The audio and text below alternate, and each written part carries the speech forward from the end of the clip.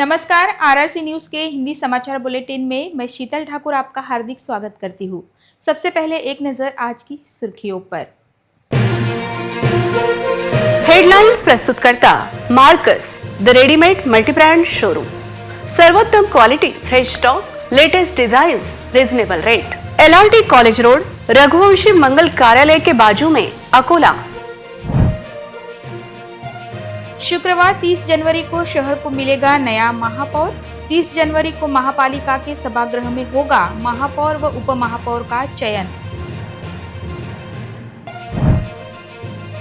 अकोला महापालिका में भाजपा का महापौर बनना लगभग तय।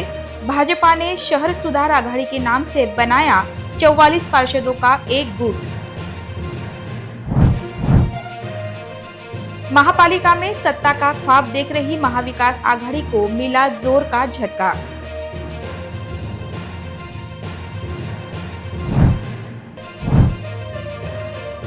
रिसोड तहसील के चिखली गांव में एक ही दिन 5 घरों में चोरी की घटना। अज्ञात चोरों ने पार किया 7 लाख का सामान।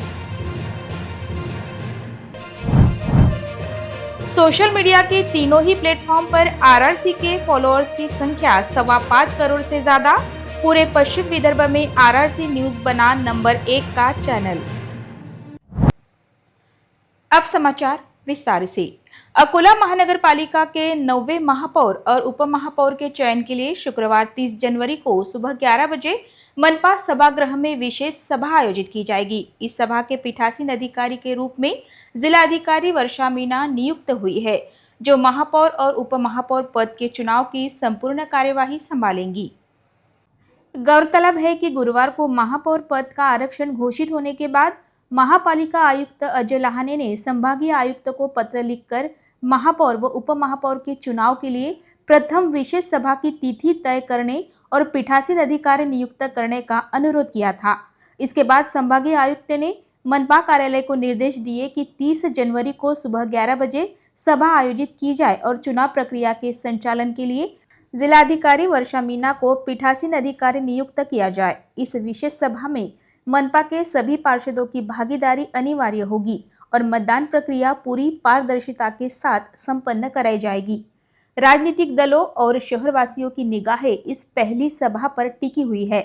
महापालिका के पार्षदों का चुनाव हाल ही में संपन्न हुआ है। नवनिर्वाचित पार्षदों की पार्टी निहाय पंजीकरण की प्रक्रिया भी चल रही है।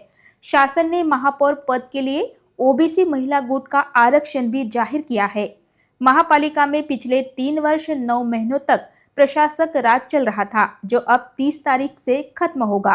8 मार्च 2022 से अकोला महापालिका में तत्कालीन आयुक्त कविता द्विवेदी ने प्रशासक के रूप में मार्च 2022 से मार्च 2024 तक काम संभाला था। उनका तबादला होने के बाद मार्च 2024 में डॉक्टर सुनील लाहाने की प्रशासक पद पर नियुक्ति हुई थी। प्रशासक सुनील लाहाने ने महापालिका प्रशासन को और अधिक सक्षम करने के लिए विविध उपक्रम चलाए, जिसमें जनता दरबार, लोकशाही दिन तथा ऑनलाइन शिकायत निवारण प्रणाली के चलते रास्ते, जलापूर्ति, गटर लाइन, पथदीप आदि समस्या को लेकर शिकायतें निपटाई गई। नागरिक सीधे आयुक्त के पास शिकायत करने की तस्वीर दिखाई दी, लेकिन निर्णय प्रक्रिया में लोक नियुक्त प्रतिनिधि न होने के कारण कई विकास कार्य तथा स्थानिक प्रश्नों पर राजनीतिक समर्थन की कमी दिखाई दे रही थी। लेकिन अब 30 तारीख को महापौर का चयन होने के बाद यह कमी पूरी होगी। 9वें महापौर और उपमहापौर का हाथ उठाकर मतदान किया जाएगा। मनपा के चुनाव विभाग ने स्पष्ट किया है कि विशेष सभा में जिस प्रत्याशी के समर्थन में अधिक सदस्य हाथ उठाएंगे, वही महापौर और उपमहापौर चुने जाएंगे। इस खुले मतदान प्रक्रिया के कारण सभा में संख्या बल का सीधा प्रदर्शन होगा और सभी की नजरें पार्षदों के रुख पर टिकी रहेगी।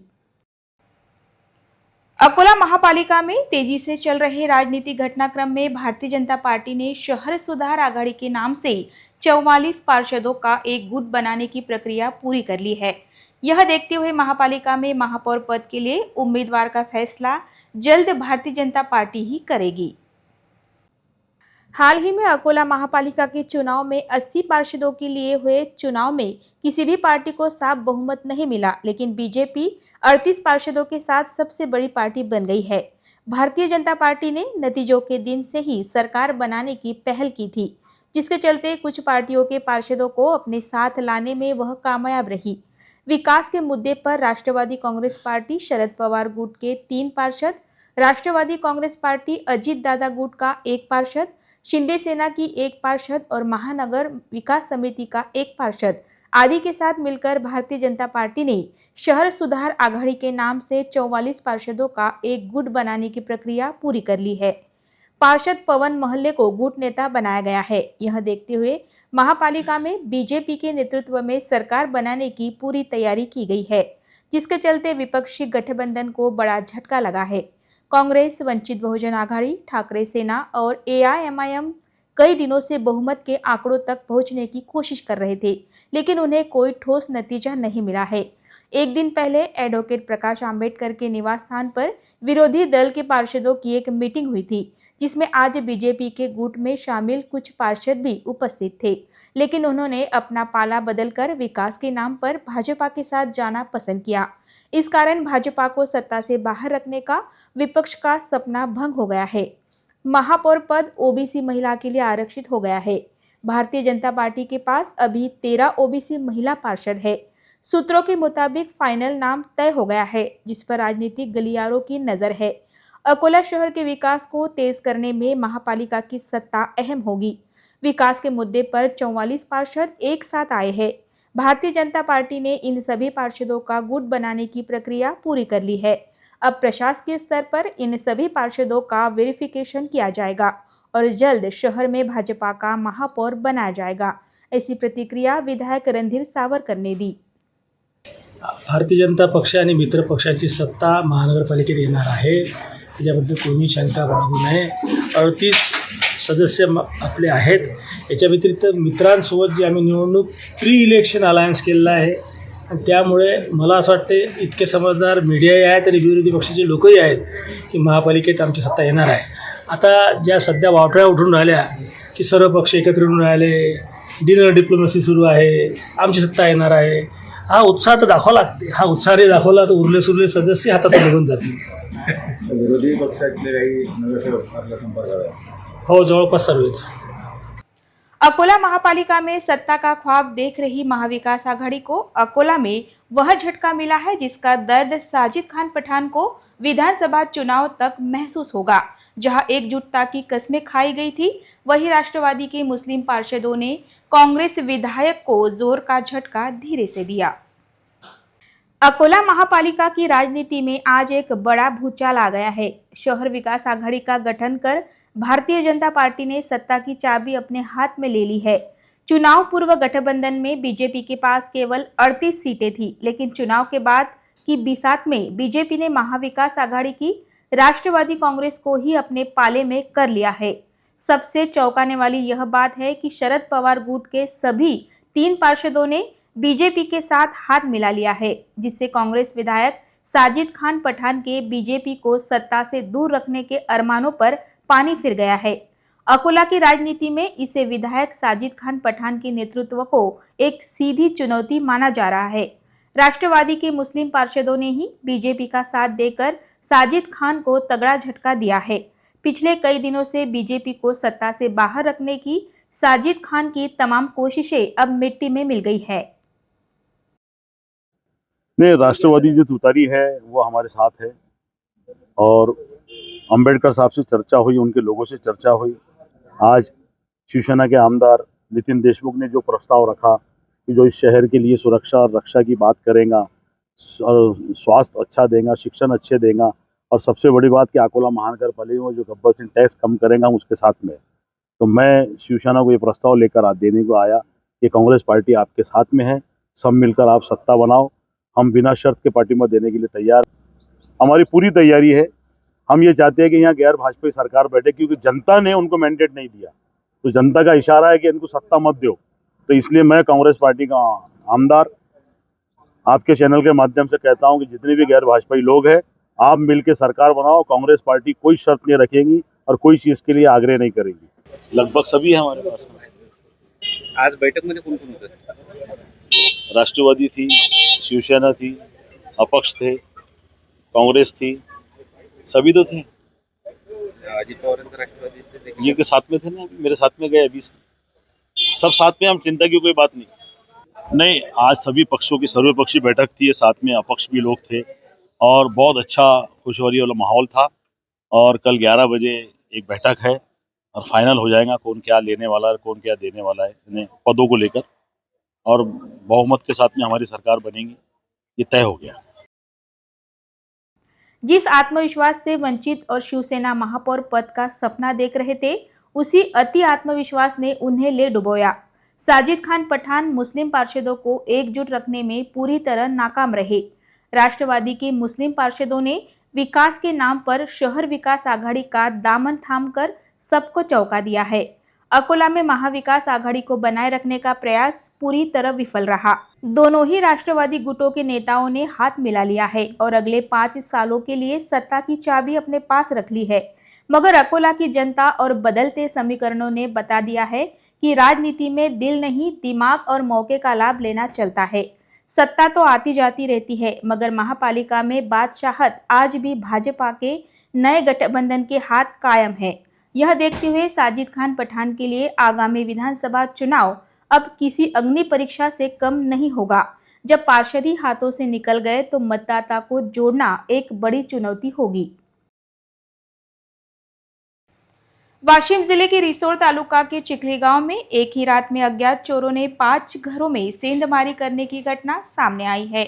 इन 5 घरों में सेंधमारी कर चोरों ने 3 लाख रुपए नगद और 30 ग्राम सोने के गहनों समेत कुल 7 लाख रुपए का कीमती सामान लूट लिया है। इस दुस्साहस चोरी से पूरे इलाके में हड़कंप मच गया है और गांव वालों में डर का माहौल बन गया है। चिखली के जिन 5 घरों में चोरी की घटना हुई है, उनमें कैलाश घाटोल, पंडित घाटोल, महादेव घाटोल, भिकाजी पुंड और रवि अंभोरे परिवार के घरों का समावेश है। ठंड के कारण इन 5 ही परिवार के घर रात को बंद थे। घर के सदस्य गहरी नींद में थे। इसका फायदा उठाकर चोरों ने घरों में घुसकर चोरी की घटना को अंजाम दिया। चोरों ने घरों की अलमारी के लॉकर तोड़कर कैश और सोने के गहने चुरा लिए। सुबह जब घटना का पता चला तो गांव वालों ने तुरंत पुलिस को जानकारी दी। घटना की जानकारी मिलते ही पुलिस तुरंत चिखली गांव पहुंची। चोरी की गुत्थी सुलझाने के लिए घटनास्थल पर डॉग स्क्वाड को बुलाया गया था। पुलिस ने फिंगरप्रिंट एक्सपर्ट की मदद से कुछ सबूत इकट्ठा किए हैं। पुलिस यह पता लगा रही है कि चोर किस तरफ भागे हैं। एक ही रात में 5 घरों में चोरी होने से चिखली के गांव के नागरिक संतप्त हो गए हैं। चोरी की घटना से गांव में डर का माहौल है और गांव वालों ने पुलिस से रात की गश्त बढ़ाने और इन चोरों को तुरंत गिरफ्तार करने की मांग की है। ट्रेंडिंग के जमाने में आरआरसी न्यूज ने अकोला में महापालिका चुनाव में मुख्य भूमिका निभाई। ब्रेकिंग न्यूज हो या पॉलिटिकल लाइव मीटिंग, आरआरसी हर जगह मौजूद था। अकोला में दर्शकों ने जनता की आवाज, बिग फाइट, महाचर्चा, नतीजों के लाइव प्रसारण में सिर्फ आरआरसी को फॉलो किया और पसंद किया। सोशल मीडिया के तीनों प्लेटफॉर्म पर यह संख्या बढ़कर 5.25 करोड़ से ज्यादा हो गई है। भरोसा सिर्फ एक शब्द नहीं है, यह दर्शकों के प्यार का नंबर है। आरआरसी न्यूज ने यही साबित किया है। पिछले 30 दिनों में 5.25 करोड़ से ज्यादा दर्शकों ने आरआरसी न्यूज को पसंद किया है, जिससे पश्चिम विदर्भ आरआरसी न्यूज एक अग्रसर, निष्पक्ष और निडर चैनल के तौर पर अपनी पहचान बना चुका है। सोशल मीडिया पर आरआरसी का दबदबा सामने आया है। पिछले 30 दिनों में इंस्टाग्राम को 3 करोड़ 10 लाख दर्शकों ने देखा है, जबकि फेसबुक पर 1 करोड़ 92 लाख दर्शकों ने आरआरसी न्यूज देखा, जबकि यूट्यूब पर 33 लाख दर्शकों ने देखा। कुल मिलाकर 5 करोड़ 25 लाख से ज्यादा दर्शकों ने आरआरसी न्यूज देखा। पश्चिम विदर्भ की जनता के हक व अधिकार के लिए एक प्लेटफॉर्म के तौर पर आरआरसी न्यूज ने हमेशा ज्वलंत हकीकत और जनता के मुद्दों को सामने रखा है। इंस्टाग्राम पर 3 करोड़ से ज़्यादा व्यूज़ बताते हैं कि आज के युवा आरआरसी न्यूज़ को पसंद करते हैं। फेसबुक और यूट्यूब पर बढ़ता ग्राफ चैनल की विश्वसनीयता को दृढ़ करता है। लाखों दर्शकों का भरोसा ही आरआरसी की ताकत बन गया है।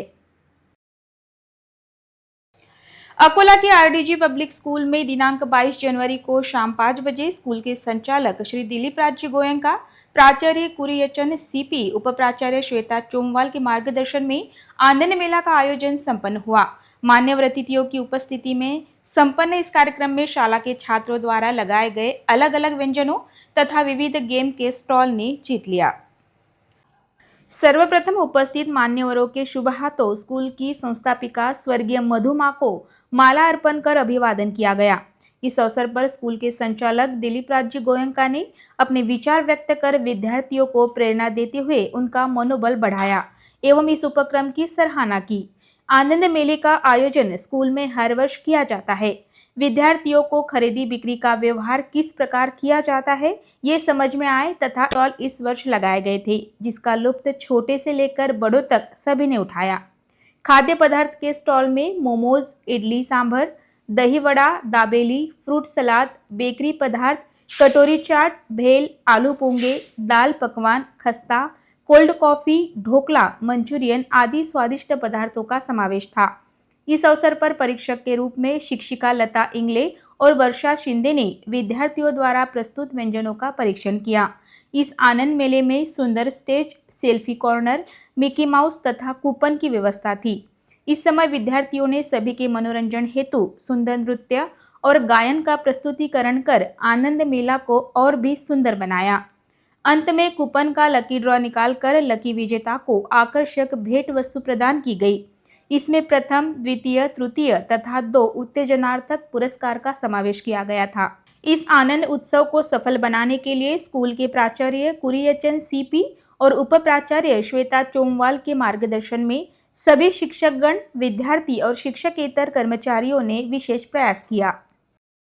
स्कूल ऑफ स्कॉलर्स के संस्थापक और संचालक माननीय पंडित श्री शंकर प्रसाद जी अग्निहोत्री के जन्मदिन के मौके पर विद्वत्तेची पैठणी की संकल्पना पर आधारित महिलाओं के लिए एक बड़ा हल्दी कुमकुम कार्यक्रम अत्यंत जोश से और पारंपरिक माहौल में संपन्न हुआ।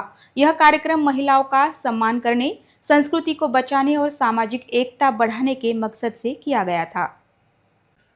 कार्यक्रम में मुख्य अतिथि के रूप में महिला आईपीएस अधिकारी ईशानी आनंद मैडम मौजूद थी। उन्होंने अपने प्रेरणा देने वाले भाषण में महिला सशक्तिकरण, अनुशासन और शिक्षा के महत्व पर जोर दिया। उन्होंने स्कूल ऑफ स्कॉलर्स द्वारा महिलाओं के लिए शुरू की गई इस पहल की खास तौर पर तारीफ की। साथ ही खास अतिथि के तौर पर पल्लवी केदारे मैडम ने महिलाओं से सामाजिक, शैक्षणिक और सांस्कृतिक क्षेत्रों में सक्रिय रूप से भाग लेने की अपील की। इस कार्यक्रम का एक और खास आकर्षण हाल ही में महापालिका चुनाव में विजयी हुए नए पार्षदों का सम्मान समारोह था।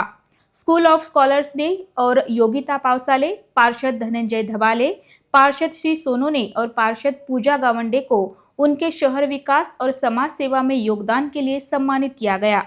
एंकर पल्लवी डोंगरे ने अपने बेहतरीन संचालन से महिलाओं को अलग अलग दिलचस्प खेलों में शामिल करके कार्यक्रम में उत्साह का माहौल बनाया। खेलों के विजेताओं को स्कूल ऑफ स्कॉलर्स की ओर से आकर्षक पैठनी, साड़ियां इनाम में दी गई, जिससे महिलाओं में खुशी और उत्साह का माहौल बन गया था। इस कार्यक्रम में स्कूल की ओर से प्रिंसिपल श्रीमती मनीषा उम्बरकर और प्रशासकीय अधिकारी एडवोकेट सुमित बोकाड़े खास तौर पर शामिल हुए।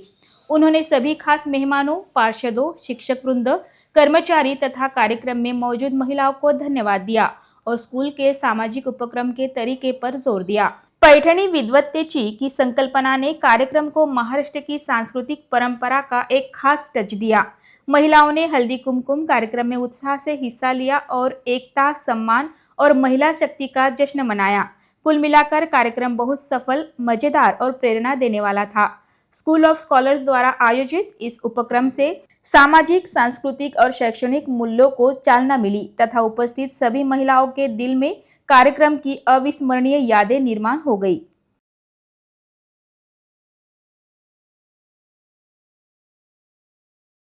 आजचा हा कार्यक्रम केवळ उत्सव नसून महिलांच्या सन्मानाचा, स्वाभिमानाचा उत्सव आहे। माननीय श्री शंकर प्रसादजी अग्निहोत्री साहेबांची भूमिका राहिली आहे की शिक्षणासोबतच सामाजिक मूल्यांची जपणूक झाली पाहिजे। त्यांच्याच प्रेरणेतून आज आपण हा उपक्रम राबवत आहोत। आज उपस्थित असलेल्या सर्व माता भगिनींचा आम्हाला मनापासून अभिमान आहे। आपल्या उपस्थितीमुळे या कार्यक्रमाला खरी शोभा आलेली आहे। आज का दिन हम सभी के लिए गर्व और प्रेरणा से भरा हुआ है, क्योंकि आज हमारे बीच उपस्थित है साहस, अनुशासन, समर्पण और नारी सशक्तिकरण की प्रतीक माननीय IPS अधिकारी ईशानी आनंद मैडम। IPS ईशानी आनंद मैडम UPSC सिविल सेवा परीक्षा क्रैक करने वाली उन चुनिंदा उम्मीदवारों में से एक है जिन्होंने लगातार 3 बार UPSC क्रैक की है और इतिहास रचा है। IRS से IPS का यह सफर उनकी मेहनत, धैर्य और अटूट हिम्मत का सबसे बड़ा उदाहरण है। मैडम, आपकी सफलता की यात्रा, कठोर परिश्रम और राष्ट्र सेवा के प्रति आपकी निष्ठा लाखों बेटियों के लिए प्रेरणा स्रोत है।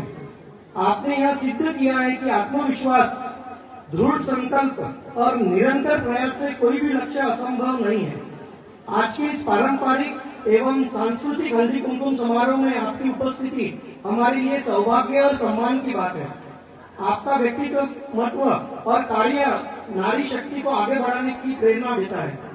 इस अवसर पर स्कूल ऑफ स्कॉलर की ओर से तथा यहाँ उपस्थित सभी माताओं बहनों की ओर से हम आपका हृदय से स्वागत करते हैं। या मंगल प्रसंगी आपण सर्वांनी आनंदाने सहभागी व्हावं, परंपरा जपत एकमेकांशी स्नेह वाढवावा ही सदिच्छा व्यक्त करून पुन्हा एकदा सर्व मान्यवरांचे व उपस्थित माता भगिनींचे मनपूर्वक स्वागत करतो। धन्यवाद।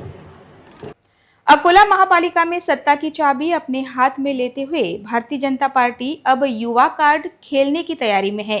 पवन महल्ले को गुट नेता चुने जाने के बाद महापालिका में सबसे कम उम्र की पार्षदा नीतू जगताप का नाम महापौर पद के लिए राजनीतिक गलियारों में जोरों पर चर्चा में है।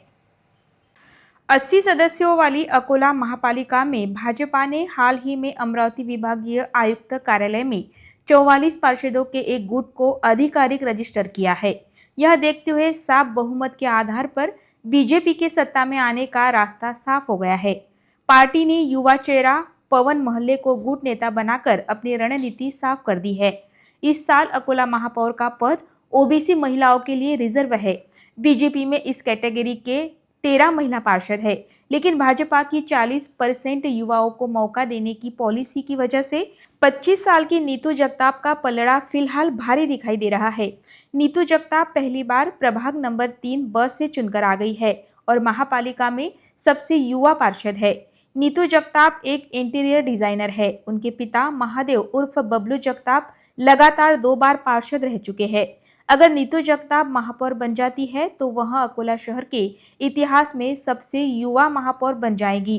कहा जा रहा है कि भाजपा ने गुट नेता और महापौर दोनों अहम पद युवाओं को देकर आने वाले चुनाव के लिए शहर में एक नया नेतृत्व तैयार करना चाहती है।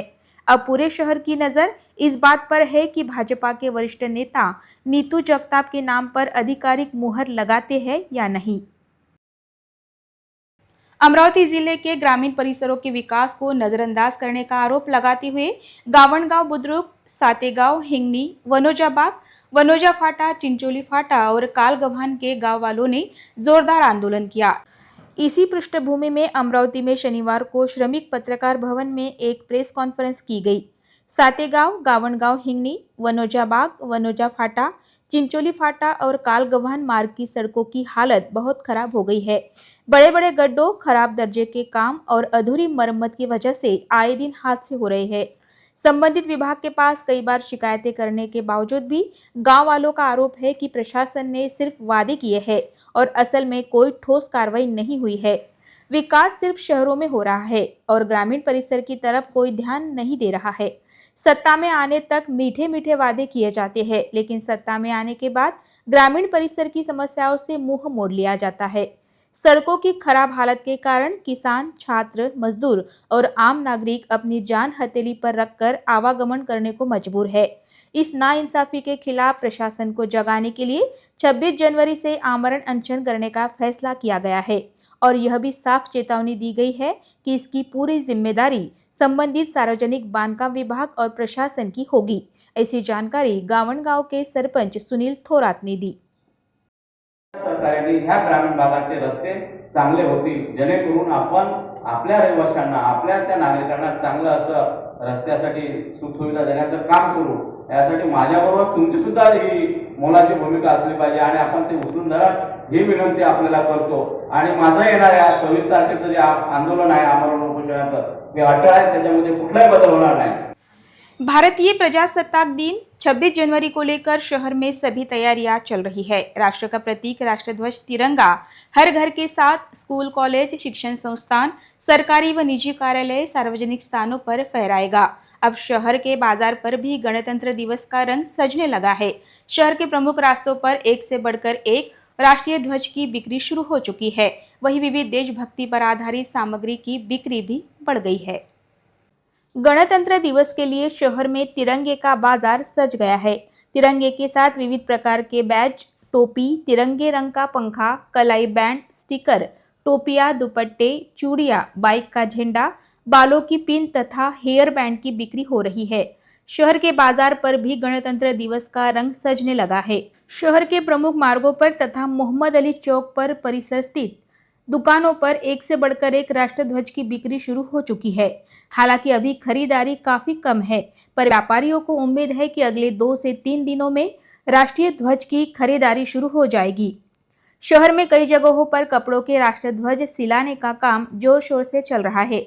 बता दें कि इस बार भी कागज के साथ खादी के झंडे भी बन रहे हैं। झंडा निर्माण में रंगरेज से लेकर दर्जी तक सभी व्यस्त है। उन्हें उम्मीद है कि इस बार राष्ट्रीय ध्वज का अच्छा व्यवसाय होगा। शहर में निर्मित राष्ट्रध्वज कई शहरों में निर्यात भी होते हैं। पिछले सप्ताह से ऑर्डर के अनुसार सप्लाई भी शुरू कर दी गई है। शास्त्री स्टेडियम पर भी 26 जनवरी की तैयारी शुरू हो गई है। पूरे स्टेडियम पर रंग रोगन किया गया है। वहीं पुलिस विभाग की ओर से परेड की फुल रिहर्सल ट्रायल भी की गई है। यहां पालक मंत्री के हाथों ध्वजारोहण किया जाएगा।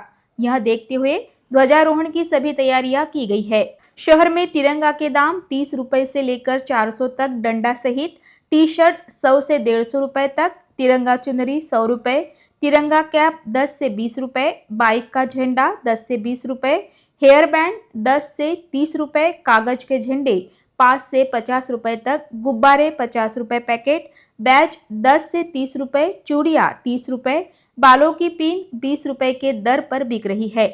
अपनी अपनी आर्थिक शक्ति के अनुसार नागरिक इन्हें खरीद रहे हैं। कुल मिलाकर पूरे शहर में गणतंत्र दिवस का रंग सजने लगा है। नागपुर से संभाजीनगर जा रही बस में यात्रा करने वाला एक बोगस दिव्यांग कंडक्टर की सतर्कता के कारण पकड़ा गया। उसने बस से भागने का प्रयास किया, लेकिन पुलिस ने उसे पीछा कर पकड़ ही लिया।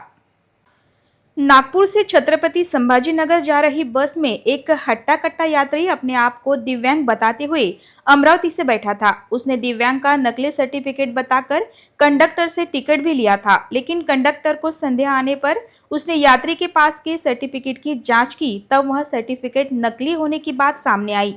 अकोला बस स्थानक पर बस आने के कंडक्टर ने उसे नीचे उतरने के लिए कहा, लेकिन उसने उल्टा कंडक्टर से ही बहस करना शुरू किया, जिसके बाद कंडक्टर ने बस स्थानक की चौकी पर जाकर पुलिस को जानकारी दी। लेकिन तब तक वह यात्री उस बस से उतरकर दूसरी बस में जा बैठा था, लेकिन पुलिस ने आखिरकार उसे ढूंढ ही निकाला। फिलहाल पुलिस ने उसे नकली दिव्यांग यात्री को अपने कब्जे में लिया है तथा आगे की जाँच चल रही है। ऐसी जानकारी बस स्थानक पुलिस ने दी। नगर गाडी या गाडीमध्ये एस टी कंडक्टर आहे, पोलीस चौकीमध्ये येऊन त्यांनी सांगितले की आमच्या गाडीमध्ये एक हँडिकॅप म्हणून डुप्लिकेट कार्ड गेलेलं आहे। ते त्याची हे केल्यानंतर ते कंडक्टर आमच्याकडे आल्यानंतर तो मागा आहे म्हणून एस टीमध्ये सांगितले, परंतु त्यांनी मागच्या साईडला गोळी मारून फरार झाला होता। नंतर आम्ही त्यांना शोध घेतला असता तो पुन्हा या गाडीमध्ये बसलेला परत दिसला। आम्ही त्यांना चौकीमध्ये आणलंय आणि त्यांची चौकशी केला असता त्यांचे जे डुप्लिकेट कार्ड आहे हे निष्पन्न झालेलं आहे। सध्या आमची चौकशी चालू आहे। अंत में एक नजर आज की सुर्खियों पर। हेडलाइंस प्रस्तुत करता Marcus the readymade multibrand showroom. सर्वोत्तम quality, fresh stock, latest designs, reasonable rate. LRT college road, Raghuvanshi मंगल कार्यालय के बाजू में, अकोला। शुक्रवार 30 जनवरी को शहर को मिलेगा नया महापौर। 30 जनवरी को महापालिका के सभागृह में होगा महापौर व उपमहापौर का चयन। अकोला महापालिका में भाजपा का महापौर बनना लगभग तय। भाजपा ने शहर सुधार आघाड़ी के नाम से बनाया 44 पार्षदों का एक गुट। महापालिका में सत्ता का ख्वाब देख रही महाविकास आघाड़ी को मिला जोर का झटका।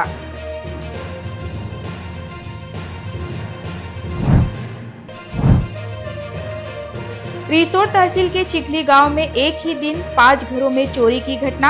अज्ञात चोरों ने पार किया 7 लाख का सामान। सोशल मीडिया के तीनों ही प्लेटफॉर्म पर आरआरसी के फॉलोअर्स की संख्या 5.25 करोड़ से ज्यादा। पूरे पश्चिम विदर्भ में आरआरसी न्यूज बना नंबर 1 का चैनल। समाचार के लिए देखते रहिए आरआरसी न्यूज। जिन दर्शकों ने अभी तक आरआरसी का यूट्यूब चैनल सब्सक्राइब नहीं किया, उन्होंने वह सब्सक्राइब करना चाहिए।